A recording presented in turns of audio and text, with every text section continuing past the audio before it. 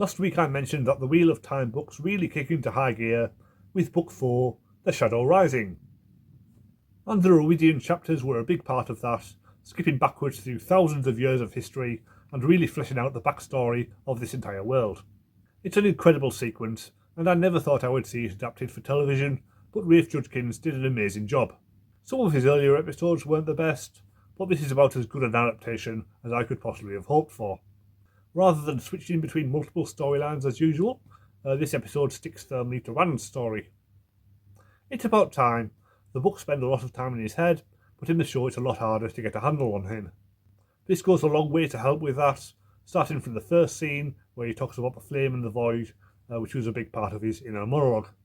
In the books, Rand goes to Rhuidean with Mat, but in this version, Mat's off on the other side of the world, so he goes new with Moiraine instead. Which does make sense as they both have a connection to the place. It's a lot more shrouded in mist in this version, so they only needed to build a few ruined structures rather than an entire city. But it works well enough and gives it a nice eerie feeling. Once Rand steps into the glass columns, we get into the real meat of the story, as he steps back into the shoes of his own ancestors. Joshua Sadowski is very impressive this week, playing a variety of characters of all ages, from innocent young farm boy to grizzled old warrior, helped by a variety of wigs and beards to make him look convincingly different. It's his best showcase so far. He's really come a long way since season 1. There's a lot of information being thrown at the viewer here, and with it being told backwards in time, it might be a little hard to follow for non-readers. Apart from anything else, the Tinkers haven't been in the show for 4 years, so anyone could be forgiven for not remembering them. In the book it was a lot easier to follow the progression back in time, with all characters in one time zone being kids in the next.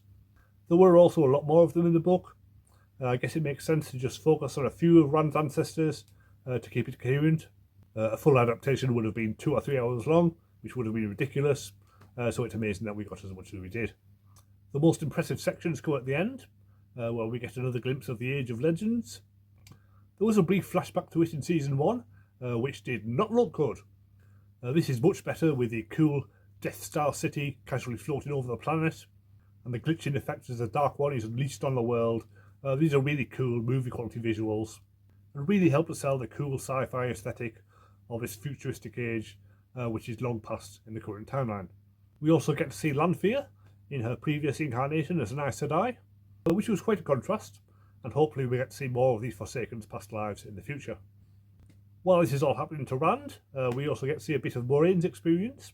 This is much shorter but still very effective, as we see a dizzying procession of potential futures tumbling end over end, with Moiraine bonding Rand, kneeling to Rand and sleeping with Rand and becoming the Amyrlin. Only one of these happens in the actual books. I'm not going to say which, as I don't want to spoil it for anyone. In the end, the futures all involve her dying over and over again, which could be an indication that they're starting to set up a storyline for the books. I wasn't sure they'd go down the same route, as Rosamund Pike has been basically the lead of the show so far, but maybe they'll do it differently and find some way to keep her around. Both storylines prominently feature the Sackermen, a milky white crystal ball said to be as powerful as Kalandor. I'm not sure what it's meant to do exactly, but Moiraine has it now, so I guess we'll find out soon enough. We also get the first glimpse of the Shado Aiel, who are key antagonists for many of the books. You can tell they're bad guys as they all wear black. Savannah especially is a key player going forward, so it's good that she made a strong impression on her first appearance. By the end, Rand has returned to the Aiel as the boy with the dragon tattoos all over his arms, fulfilling their prophecies and setting things up for him to be proclaimed as the Lisan al-Gaib.